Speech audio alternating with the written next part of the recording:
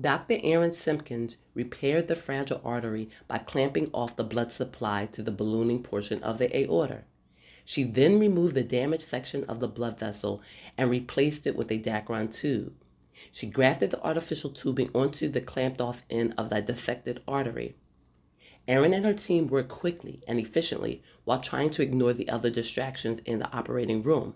Step away from the table, Aaron Simpkins, or I will have you bodily removed. The surgeon glanced up from the cavity of her patient to stare at the chief of surgery. She peered through the tiny magnifying lenses attached to the glasses she wore. Her entire body was shrouded in sterile blue clothing. The patient was also concealed in a sterile drape, which left only the chest cavity open and exposed. Are you going to have security gown up and storm my OR? I can't see that happening. What is this about, Frank? Why the interruptions? You can clearly see that I am preoccupied right now. Take your hands out of that patient, or I will remove you myself. Do you want this man to die on my table? That's what will happen if you stop me. I am near the end of this procedure. Wait until it's done, she ordered in a soft, feminine voice. Then we can deal with your issues, and they better be real ones, threatened Erin defiantly as she glanced around at her surgical staff. I am warning you, Dr. Simp, and I am threatening you, Frank, she interrupted, raising the scalpel high above her head and waving it in the air.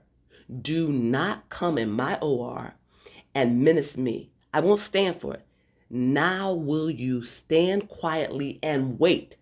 This won't take long, but I am not abandoning my patient, nor will I allow you to intimidate anyone in this operating room.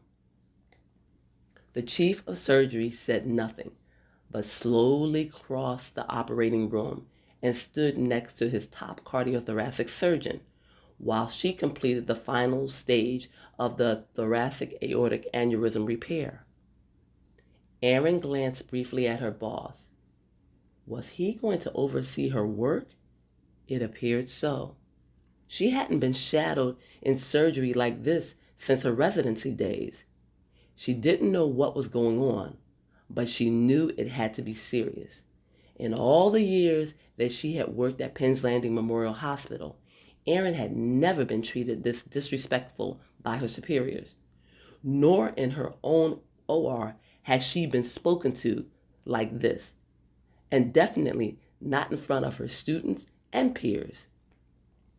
You'd better have a damn good reason for storming in here and yelling at me, said Erin as she finally set down her scalpel. Dr. Adams, Dr. Bowman, please finish up here.